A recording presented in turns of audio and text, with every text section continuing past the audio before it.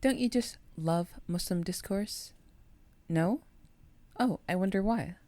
Something that I find really amusing when talking with Muslims is that whenever there's a discussion, if someone brings evidence and the other person realizes they don't have any good rebuttal, what do you think is the conclusion that this person comes to? Accept that they were wrong? No, they'll just say, ask a scholar. I know I don't really live in a very populated Muslim region, but where in the world am I supposed to find scholars to ask? Do I just find them on the streets? Or do you seriously want me to fly all the way to an Islamic university to get the chance at meeting a scholar to settle an online discussion? Sorry, no, I don't just have scholars on speed dial, and neither do you. The problem is that these people don't want to accept that they may be wrong. Even if you bring clear evidence that goes against their argument or presupposition, they can't admit that they're wrong. There is no form of humility within people. The reason is because they've taken being wrong as kufr. They've taken fiqh so extreme that everything is kufr. And because of that, they don't ever want to realize that they're wrong because that'd be falling into kufr. So to alleviate that mess, they try to pin everything on a scholar in hopes that there may be some hidden information that only they know that will refute this person. When you use this tactic, you get to end the discussion without losing and, if anything, believing that you've come on top. Because what's a follow-up that the other person can say? No, I don't want to talk to a scholar. That makes you look like you don't care about the truth. I mean, seriously, what a trump card. When in doubt, ask a scholar. Seriously, I want you to try this next time you're in a debate with a Muslim. As soon as they respond, just say, look, just ask a scholar, okay? And see their reaction. Ask a scholar. Okay, then why do we even have discussions about Islam? By the same token, you should never discuss Islam, only ever ask scholars. And look, so what? Maybe I'll talk about this another time, but people overvalue actions and undervalue niyyah, which means that they're so afraid that anything that they're doing that they don't even know is haram will send them to hell. So, in that mindset, you desperately need to know what is correct and what is wrong. And since we don't have the Prophet here to tell us, what is the next best alternative? Ijma'. Ijma' is a funny thing because, yes, if the majority agree on one position, the chances are that it's probably the strongest view, and you should go with the most accepted consensus in any field. But poor ijma'. It's abused so much. Why do I say that?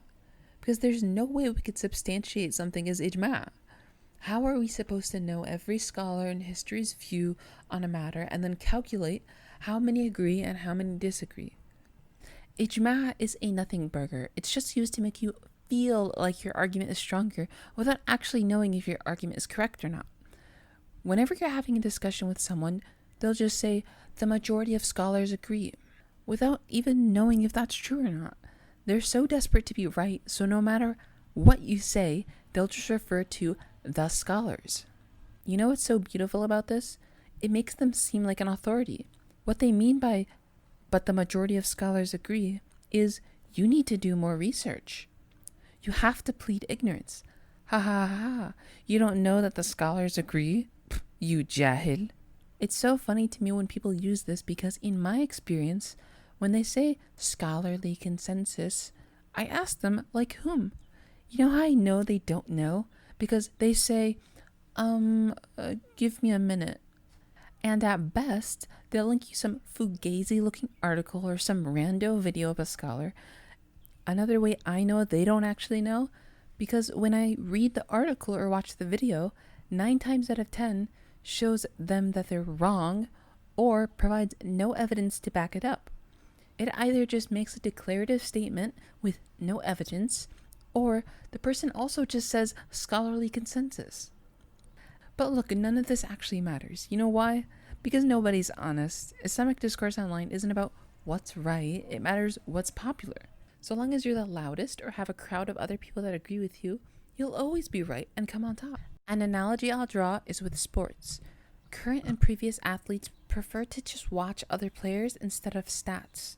Because with the amount of technology and stats tracked, you can make anyone look good and anyone look bad. Compare this with Muslims today, who have 1400 years of scholarly work.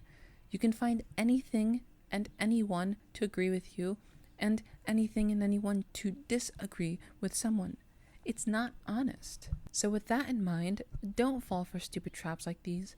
Try to call them out when someone uses them, and while you're at it, say hi to that invisible sheikh for me. Wassalamu alaikum. أيقنت أن الله يجبر خاطري لما بكيت ولم أجد إلا هو ناديت والمحراب يحضن أدمعي الله يا الله يا